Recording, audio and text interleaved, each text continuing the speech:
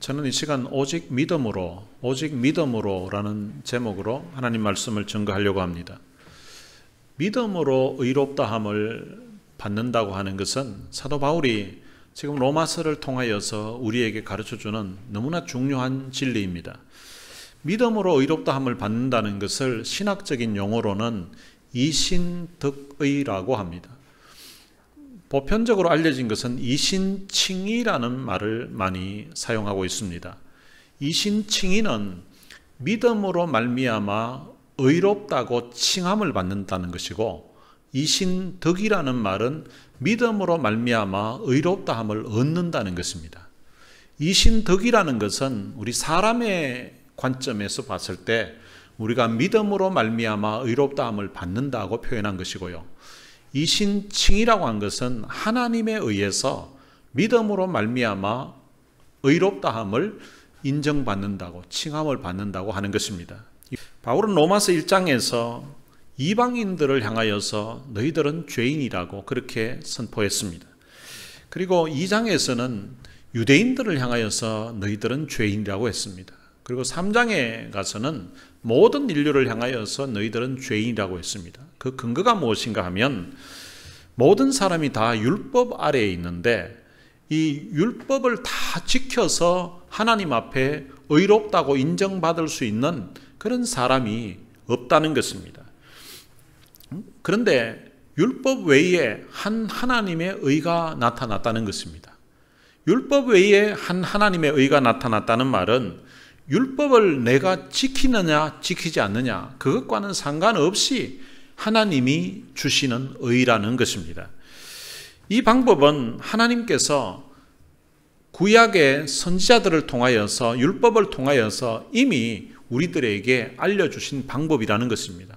그러니까 믿음으로 말미암아 의롭다함을 받는다는 이 진리가 사도 바울이 새롭게 주장하는 어떤 이론이나 창작물이 아니라는 것입니다.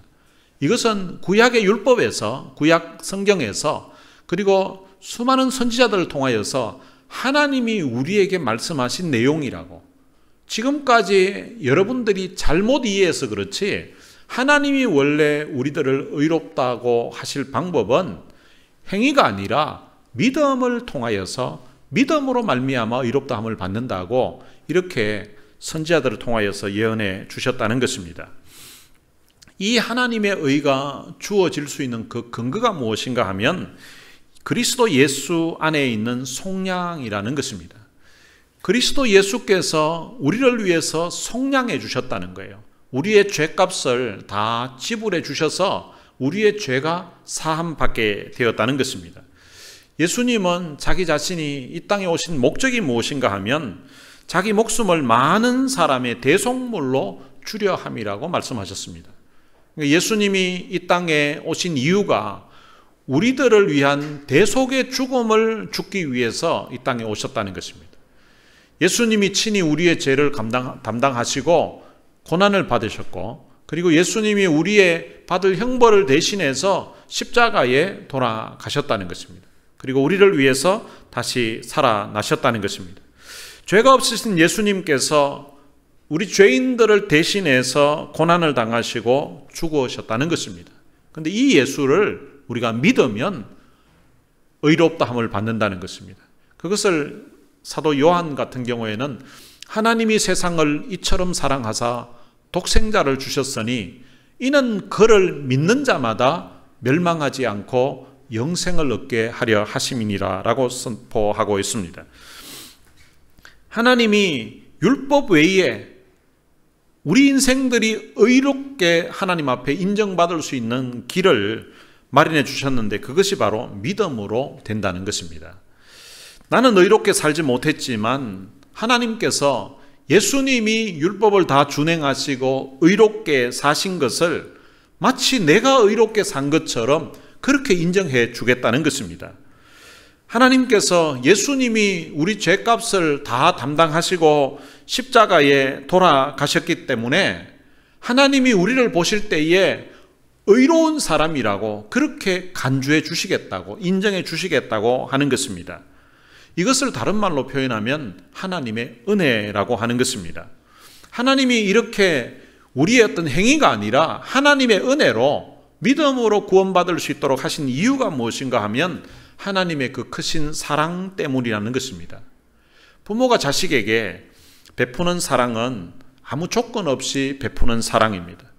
부모가 조건 없이 자식에게 뭔가 베풀어 주고 또 더해주고 더 주고 싶은 그런 마음이 있는 것처럼 하나님께서 우리 인간들에게, 우리 사람들에게 이런 은혜를, 조건 없는 은혜를 베풀어 주셨다는 것입니다. 그런 은혜를 베풀어 주시면서 우리 인간들에게 요구하시는 것이 있는데 그것이 무엇인가 하면 그것이 믿음이라는 것입니다. 이 믿음이라는 것은 하나님이 베푸시는 그 은혜를 그냥 받아들이는 것, 그것을 인정하고 받아들이는 것을 바로 믿음이라고 표현하고 있는 것입니다.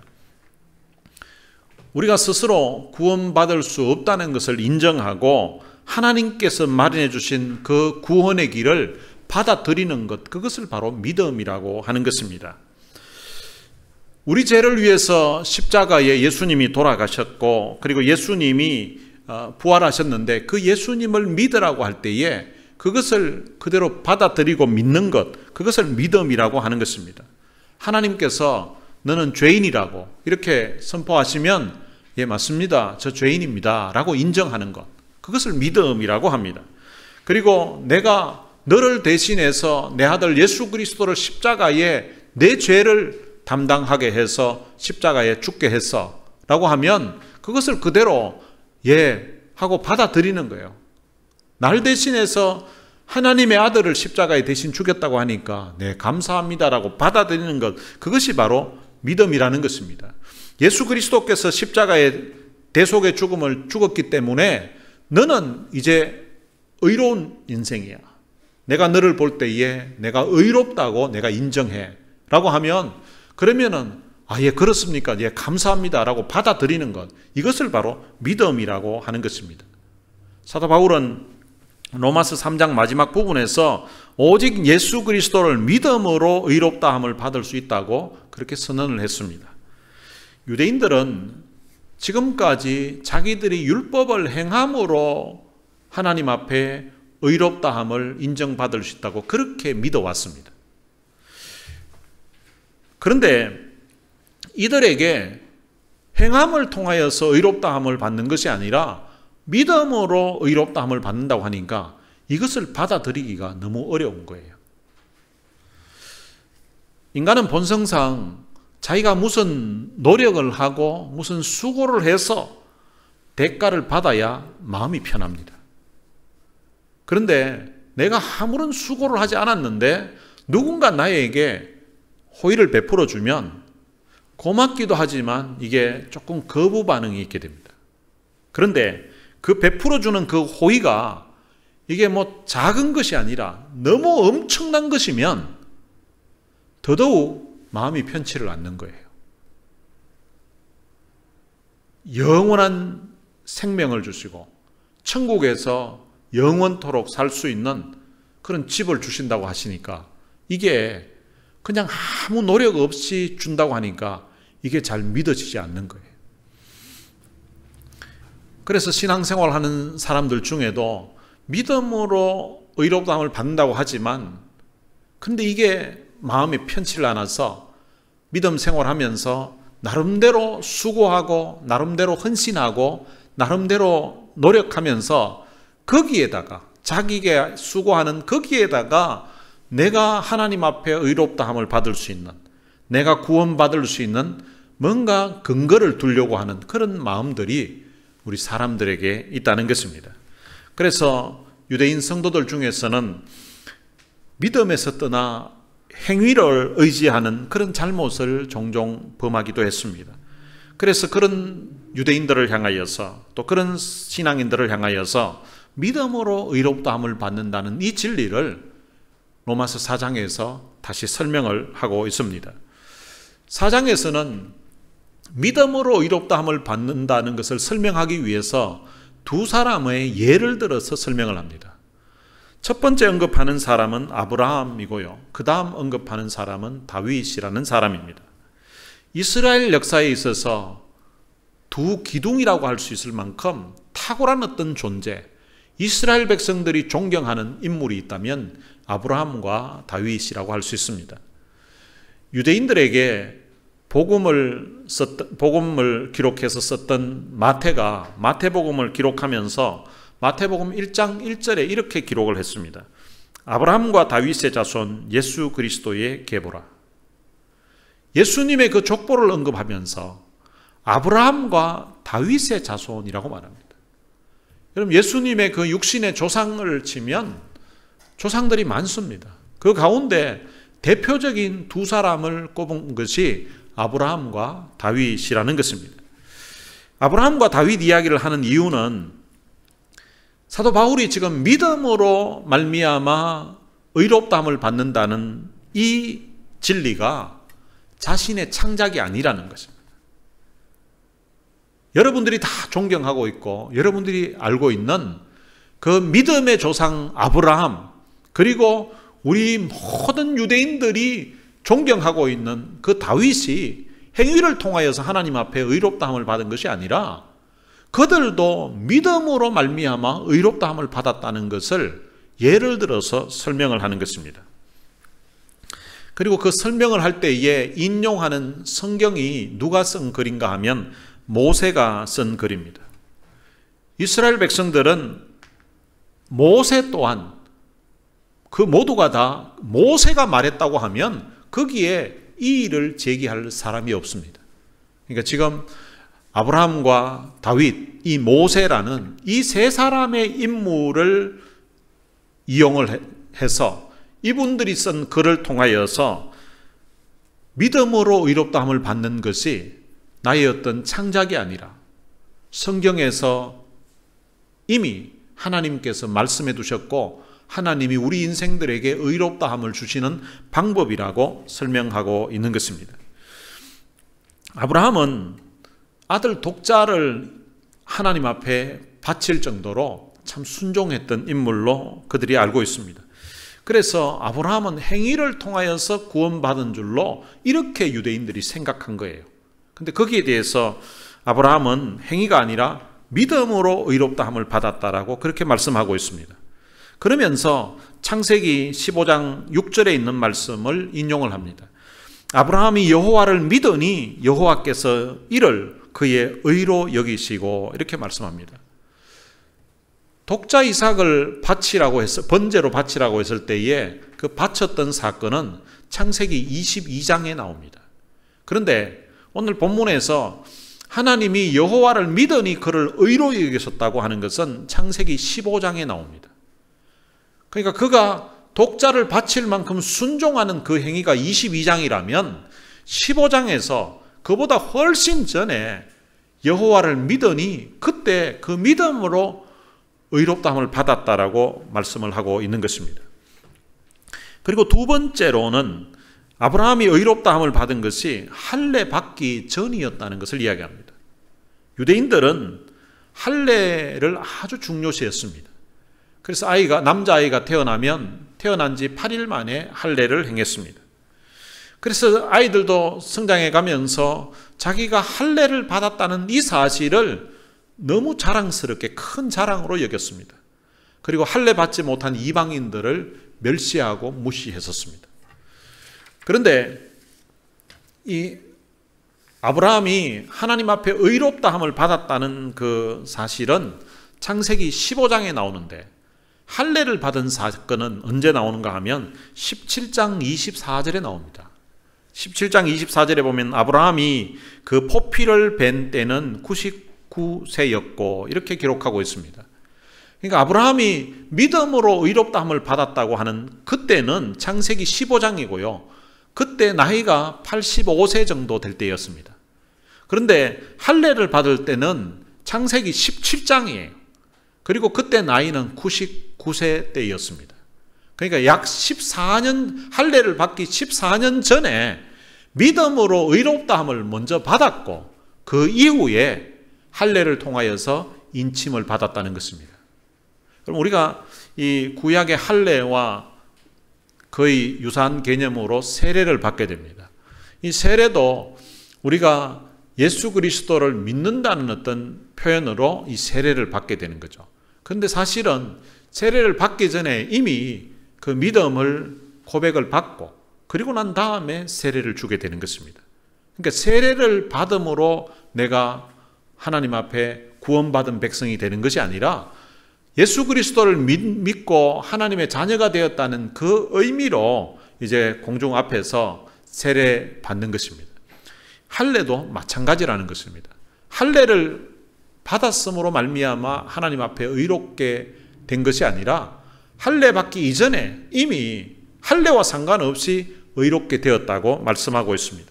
그리고 세 번째로 아브라함이 그 상속자가 되는 것이 율법이 주어지기 전에 믿음으로 말미암아 주어진 것이라고 그렇게 말씀하고 있습니다. 그러니까 이 아브라함은 율법을 행해서 의로워진 것도 아니고 율법을 지켜야 아브라함의 후손이 되는 것이 아니라는 것입니다. 아브라함은 모세가 태어나기 약 400년 전의 사람입니다. 그러니까 아브라함이 살아있을 때에는 그가 율법이 뭔지도 몰랐던 사람입니다. 그럼에도 불구하고 그는 믿음에 의해서 믿음으로 말미암아 하나님 앞에 의롭다함을 받았다는 것입니다. 그래서 사도 바울은 이 아브라함의 예를 들어서 믿음으로 의롭다함을 받는 것이 이것이 새로운 어떤 내 주장이 아니라 우리 조상 아브라함도 하나님에 의해서 믿음으로 말미암아 의롭다함을 받았다는 것입니다. 그가 아들을 바치는 행위로 의롭다함을 받은 것이 아니라 믿음으로 말미암아, 그가 할례를 받음으로 말미암아 의롭다함을 받은 것이 아니라 할례 받기 이전에 그가 율법을 행함으로 의롭다함을 받은 것이 아니라 율법이 있기도 이전에 있었던 사람이기 때문에 율법과 상관없이 믿음으로 말미암아 아브라함이 의롭다함을 받았다는 것입니다. 그리고 두 번째로는 이 다윗의 예를 들어서 설명합니다. 이스라엘 민족을 상징하는, 이스라엘 나라를 상징하는 것이 다윗의 별입니다. 이 다윗 이러면 아브라함 못지않게 유대인들에게는 아주 절대적인 그런 존재라고 할 수 있습니다. 그래서 마태가 아브라함과 다윗의 자손 예수 그리스도의 계보라고 그렇게 아브라함 다음에 다윗이라는 이름을 같이 넣어서 거의 아브라함과 이 다윗을 동등한 수준에 놓고서 기록을 했던 것입니다. 다윗은 위대한 장군이었습니다.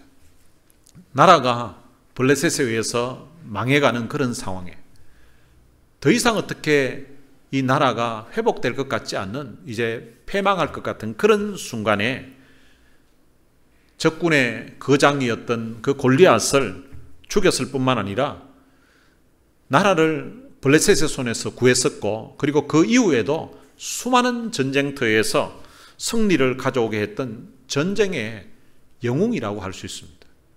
그리고 다윗은 이스라엘의 위대한 왕입니다. 사울 시대가 끝나게 되면서 기울어져 가던 그 나라를 이 다윗이라는 인물이 이스라엘 역사에 찬란한 위대한 그런 나라로 만들어 놓았습니다. 그리고 다윗은 위대한 음악가였습니다. 아주 영감이 있는 음악가였습니다. 이 다윗이 연주를 하게 되면 사람들이 그냥 감동받는 정도가 아니라 악신이, 귀신이 물러가게 되는, 귀신을 쫓아내는 그런 능력이 있는, 영감 있는 음악가였습니다. 그리고 다윗은 위대한 시인이었습니다. 이스라엘 백성들이 고난을 당하면서, 삶의 어려움 당하면서 그들이 말씀을 통하여서 위로를 받고 힘을 얻었었는데 시편의 그 말씀들을 통하여서 그들이 위로를 받고 힘을 얻었습니다. 그런데 시편에 그 사람들을 위로했던 수많은 시들의 그 위에 보면 다윗의 시라고 기록되어져 있습니다. 다윗은 유대인들에게 정말 존경받는 그런 인물이었습니다. 그는 위대한 장군이요, 위대한 왕이요, 위대한 영감 있는 그런 음악가였고 위대한 시인이었습니다. 그는 민족을 위기 가운데서 구해냈던 민족의 위대한 영웅이요, 지도자라고 할 수 있습니다. 그런데 그럼에도 불구하고 이 다윗이 자기 행위를 통하여서 하나님 앞에 의롭다함을 받지 못했다는 것입니다. 여러분, 다윗은 그의 인생에 있어서 어떤 때가 가장 행복했을 것 같습니까? 그가 골리앗을 돌로 쳐서 죽였을 때, 그래서 나라를 구했을 때 사람들이 환호성을 지를 그때 그의 인생에 가장 행복했던 순간이었겠습니까? 아니면 이스라엘 최고의 높은 위치에 있는 사울왕의 사위가 되었을 때, 그때가 자기 인생의 가장 기쁜 날이었겠습니까? 아니면 이스라엘 나라의 이제 2대 왕으로서 이스라엘의 최고의 통치자가 되었을 때, 그때가 자기 인생의 가장 행복한 날이었겠습니까? 오늘 본문에서는 다윗의 인생에 가장 행복했던 순간이, 행복했던 때가 그때가 아니었다고 기록하고 있습니다. 다윗은 사실은 그 인생을 보면 정말 불행한 인생이라고 할 수 있습니다. 왜 불행한가 하면 첫 번째로 그는 어릴 적에 아버지에게 인정을 받지 못했던 사람입니다. 사무엘 선지자가 다윗의 아버지에게 찾아와서 내 아들 중에서 이제 차기 왕을 하나님이 선택하겠다고 했을 때에 다른 형제들 다 데리고 가는데 이 다윗은 덜에 그냥 양치는데 그냥 두고 데려오질 않았습니다. 첫째, 둘째만 데려가는 것이 아니라 8자식 중에 7째까지 다 데려갔습니다. 그러면 뭐 첫째, 둘째하고는 나이가 상당히 차이 나겠지만 7째하고는 자기 바로 위에 형하고는 별 나이 차이도 안 날 거 아니에요. 그러면은 자기 바로 위에 형 데려가면 자기도 데려가면 되는 거 아니에요. 덜에 있는 양이 중요합니까? 여러분, 왕이 되면 이 양이 뭔 필요가 있어요? 이스라엘 땅덩어리 자체가 다 자기 게 될 수도 있는데. 그런데 다윗은 양 치도록 그냥 남겨둔 거예요. 적어도 그 아버지 생각에는 혹시 8자식 중에서 혹시 그 중에 한 명 왕이 된다고 하더라도 다윗 저놈은 안 될 거야. 저놈은 가망성 없어. 이렇게 아마 생각했던 인물 같아요. 만약에 제가 다윗 입장이었다면 굉장히 섭섭했을 것 같아요. 아버지 저는요. 나중에 알고 나면 왜 그때 저는 안 데려갔냐고 막 이렇게 아마 아버지에게 따질 수도 있을 그런 상황일 것 같아요. 어쨌든 아버지에게 인정을 못 받았고 아버지에게 사랑을 못 받았던 그런 상황입니다. 그러고 난 다음에 그가 이제 결혼을 했습니다. 결혼을 했으면 이 사람이 보통 결혼하면 신혼 때 행복하고 뭐 결혼하면 행복한 그런 것을 꿈꾸잖아요. 근데 이 다윗은 결혼을 했지만 그 아내가 영적인 그 신앙적인 면에서 전혀 공감이 안 되는 배우자였습니다. 법궤가 들어올 때에 너무 기뻐서 너무 좋아서 막 춤을 추는데, 그런데 자기 아내 미갈은 그 상황을 보고 미쳤다고 생각했습니다. 교회 와서 하나님 앞에 찬양하다가 너무 감격스러워서 막 손을 들고 어떤 데는 박수 치면서 막 찬양하는데 부인이 옆에서 보고 미쳤다 미쳤어 하고 막 이러고 있으면은 얼마나 그 참 자존심 상하고, 그러니까 이 신앙적인 면에서 서로 이렇게 대화가 안 되는 그런 상황이었습니다. 그러니까 아내에게도 별로 위로를 받지 못했던 상황이었습니다. 근데 자기 아버지에게 인정 못 받았는데 결혼해서, 그래도 결혼하게 되면 장인이 또 아버지가 되잖아요. 근데 장인은 또 자기를 인정해 주지 않습니다. 인정해 주지 않는 정도가 아니라 아예 사위 죽이려고 아예 10여 년을 아예 군사를 풀어가지고 사위 죽이려고 했었습니다. 이런 것 보면 아주 불행했던 사람입니다. 근데 그 불행이 이제 어느 날 우리아의 아내와 간음죄를 짓게 됩니다. 근데 그것이 더 큰 불행을 가져오게 만들었습니다. 근데 그런 죄를 짓고 나서 그 죄를 어떻게 가리워 보려고, 덮어 보려고 이제 머리를 썼습니다. 근데 쓰다가 마지막 최후 수단으로는 이제 전쟁터에서 우리아를 죽게끔 만듭니다. 완전 범죄로 다 끝났습니다. 이 문제에 대해서 어느 누구도 이제 더 이상 이야기할 사람이 없습니다. 그런 가운데 우리아의 아내를 자기 아내로 삼았습니다. 그런데 이상하게 그때부터 그의 마음에 말로 표현할 수 없는 그런 고통이 찾아오기 시작했습니다. 어느 누가 자기 죄를 지적하는 사람도 없고 자기 죄에 대해서 말하는 사람도 없습니다. 요즘처럼 누가 인터넷으로 익명으로 이야기하는 사람도 없습니다. 그런데 시편 32편 3절에 보면 내가 입을 열지 아니할 때에 종일 신음함으로 내 뼈가 쇠하였도다. 아무도 이야기하는 사람도 없는데 자기 지은 죄를 가지고 그냥 자기도 입 다물고 아무 일도 없었던 양 있었는데 그런데 종일 신음을 한다는 거예요. 내 뼈가 쇠하였도다. 뼈가 삭는 것 같은 그런 고통을 느꼈다는 것입니다. 그 이유가 뭔가 하면 주의 손이 주야로 나를 누르시오니 하나님의 손이 자기를 주야로 누른다는 것입니다. 심장을 눌렀는지 아니면 머리를 눌렀는지 모르지만 주님이 눌러가지고 숨을 못 쉴 정도로 너무나 답답한 거예요. 내 진액이 빠져서 여름 가뭄에 마름같이 되었나이다. 혹시 여러분들이 자고 있는데 위에서 누가 힘센 사람이 여러분 위에 올라타가지고 가슴을 누르고 있으면, 배를 누르고 있으면 아마 제대로 숨을 잘 못 쉴 거예요.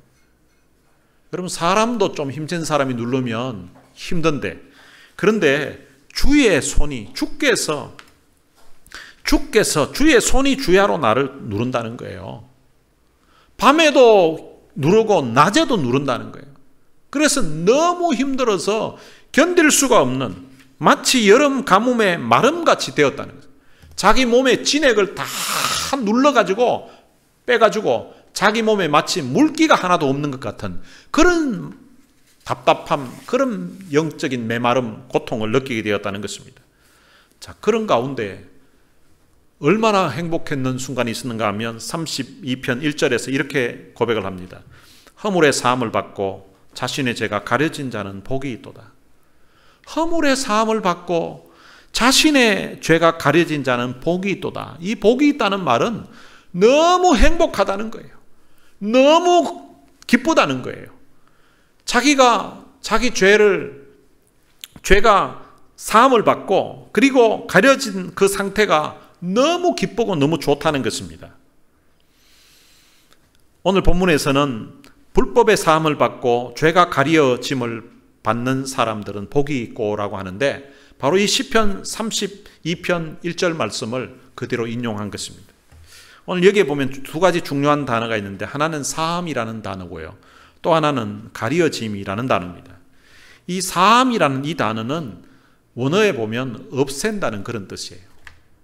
내가 죄를 지었는데 그 죄를 없애기를 원하는데 그게 없어지지를 않는 거예요.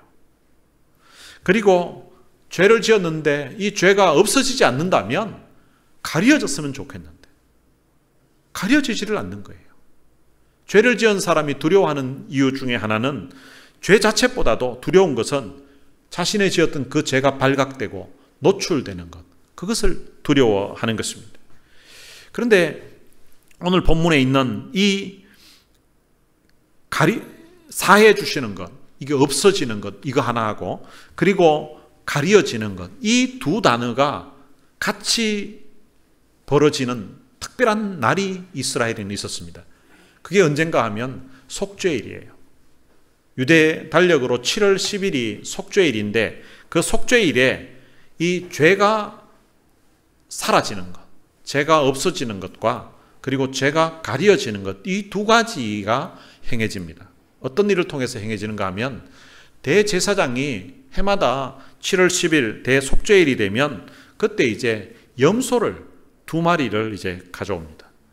2마리를 가져오면 그 중에 1마리를 이제 선택을 합니다. 선택을 해서 그 선택된 염소를 아사셀이라고 합니다. 이 아사셀 염소와 그리고 또 다른 염소가 있는데 이 2마리 염소를 아사셀은 이 2마리 염소에게 대제사장이 안수 기도를 해요. 그 안수 기도를 하는 의미는 원래 이스라엘 백성들이 지었던 죄를 이 염소에게 다 전가시키는 거예요. 전가시켜가지고 그리고 난 다음에 이 염소를 광야로 1마리를 선택한 것을 아사셀을 풀어주는 거예요. 풀어주면 이 염소가 이제 사람들이 있는 데서 멀리 광야로 갑니다. 광야로 가다가 저 멀리 가게 되면 이제 사람들의 시야에서 완전히 사라지게 됩니다. 사라지게 되면 이스라엘 백성들의 그 죄가 그 염소에게 지어졌는데, 근데 그 염소가 그 광야로 사라져가지고 나중에 시야에 안 보이게 되면 자기들 죄가 없어진 거예요. 그래서 그 염소가 안 보이게 될 때에 그때 사람들이 환호성을 지릅니다. 우리 죄가 이제 사라졌다는 거예요. 근데 그 아사셀 염소는 결국은 어떻게 되는가 하면 그 광야로 가게 되면 계곡에서 협곡에서 떨어져 죽기도 하고, 떨어져 죽지 않으면은 거기에 사나운 짐승들의 밥이 되기도 합니다. 그러니까 결국은 그 염소가 이제 죽게 되는 거죠. 그리고 또 한 마리 염소는 어떻게 하는가 하면 그 염소를 이제 각을 떠서 죽입니다.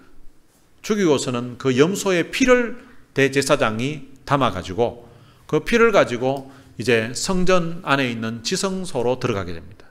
지성소로 들어가게 되면 거기 언약궤가 있어요.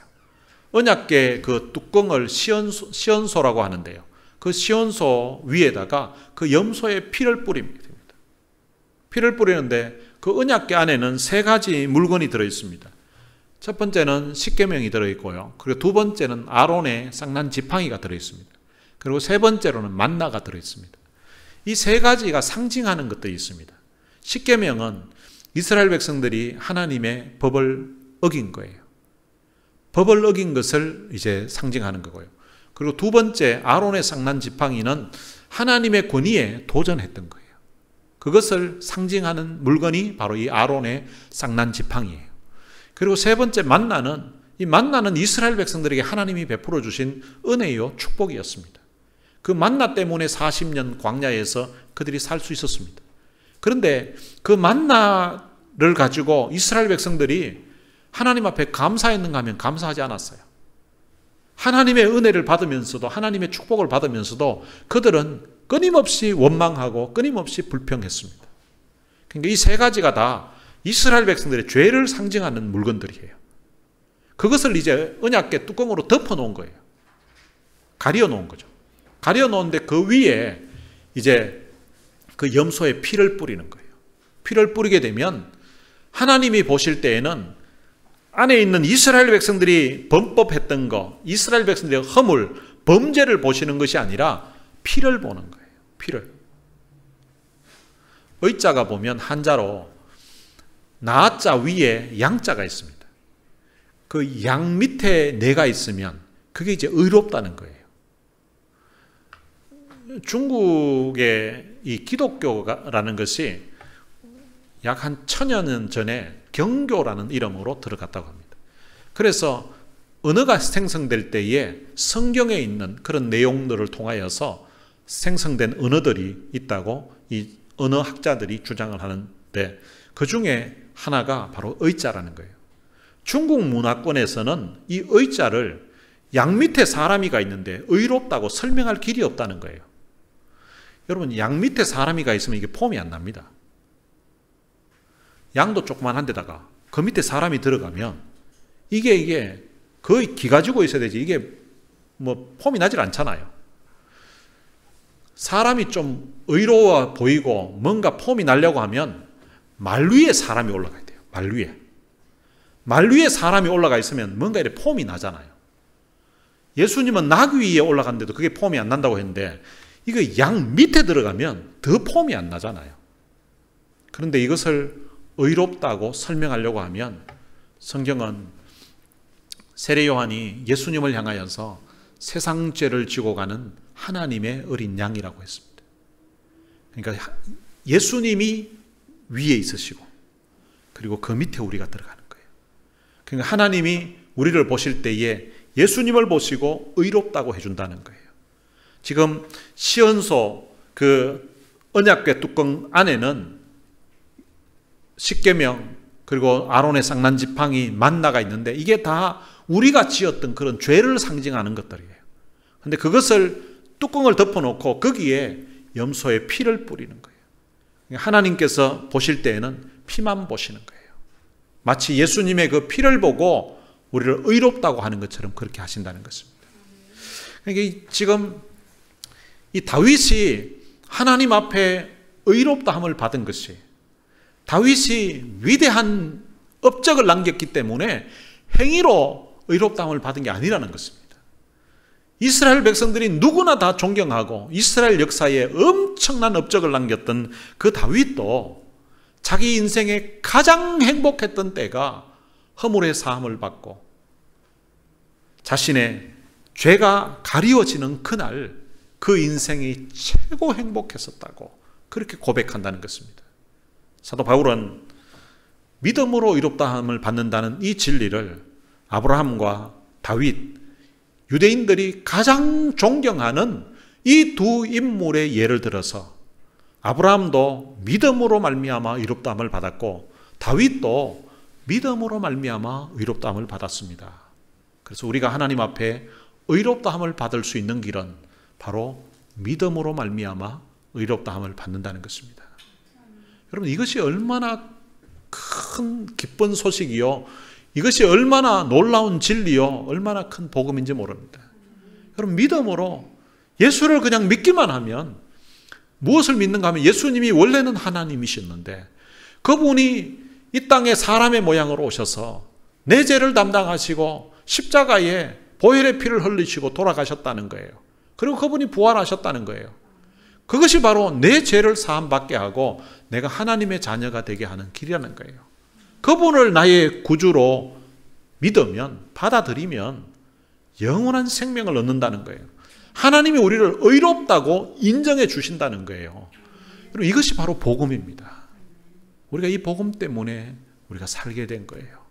얼마나 감사하고 얼마나 감격스러운 소식인지 모릅니다. 이 복음의 진리를 바로 깨닫고 이 믿음으로 의롭다함을 받는다는 이 사실에 대한 그런 감사와 감격이 여러분들의 가슴에서 식지 않게 되시기를 주님의 이름으로 축복합니다. 오늘 들은 말씀을 생각하면서 찬양을 같이 한 곡 부르겠습니다. 믿음으로 의롭게 되었다는 것을 다른 말로 하면 하나님의 은혜로 의롭게 되었다는 것입니다. 은혜 아니면 이라는 찬양입니다. 어둠 속 헤매이던 내 영혼 갈 길 몰라 방황할 때에 주의 십자가 영광의 그 빛이 나를 향해 비추어 주셨네. 내가 아무리 노력해도, 내가 아무리 애를 써도 하나님 앞에 의롭다고 인정할 수준에 이를 수가 없는데, 그런데 예수님이 십자가에 보혈을 흘려주심으로 말미암아 내 모든 죄를 다 갚아주셨다는 거예요. 얼마나 참 감사한 일입니까?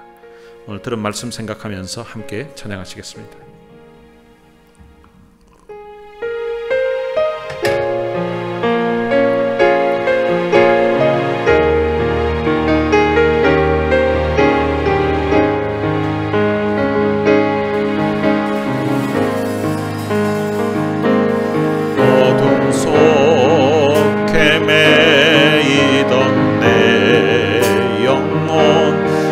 길 몰라 방황할 때에 주의 십자가 영광의 그 빛이 나를 향해 비추어 주셨네.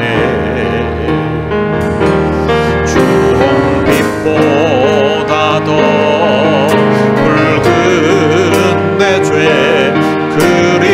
그리스도의 피로 씻기어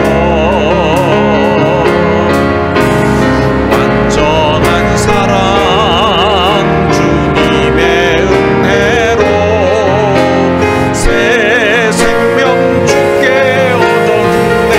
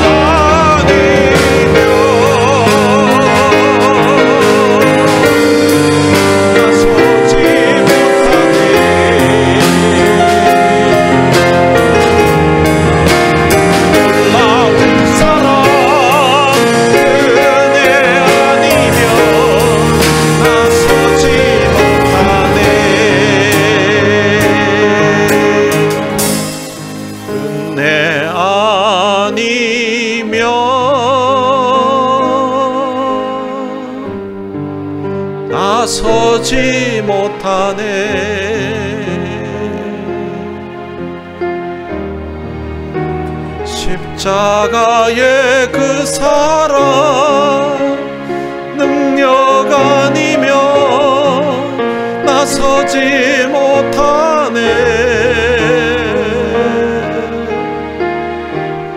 은혜 아니면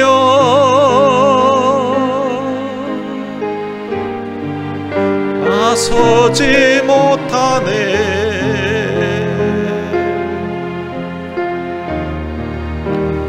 놀라운 사랑 그 은혜 아니면 나서지 못하네.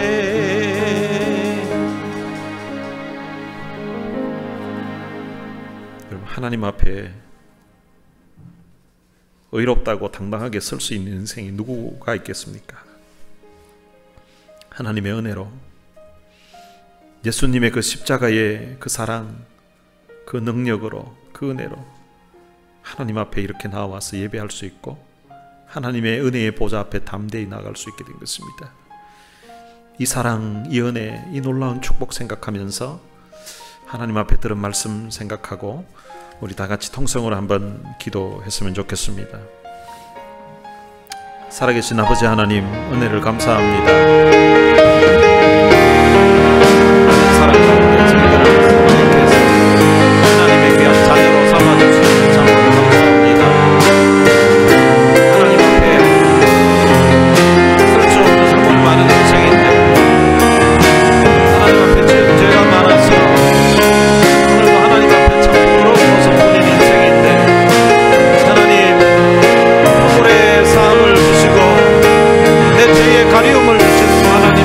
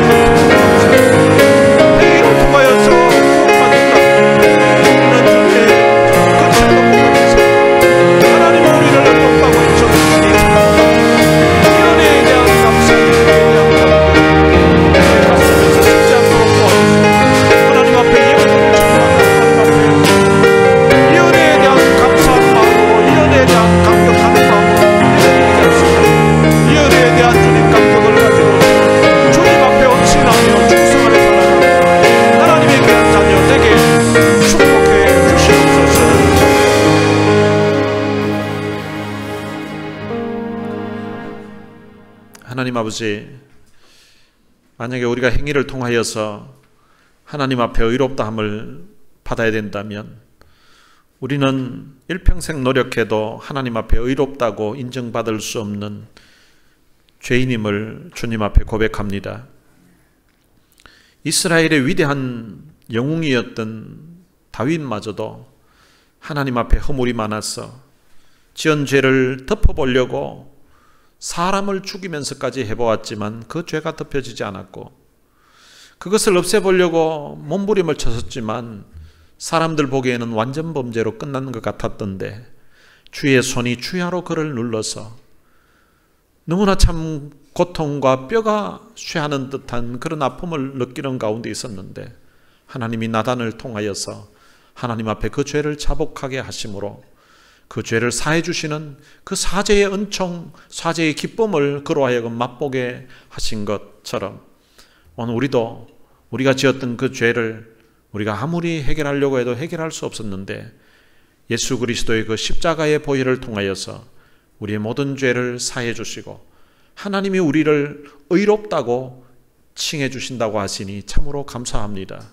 오늘도 이 십자가의 은혜를 힘입어서, 십자가의 그 공로를 힘입어서 하나님의 은혜의 보좌 앞에 담대히 나올 수 있는 이런 놀라운 특권을 주신 것 참으로 감사합니다.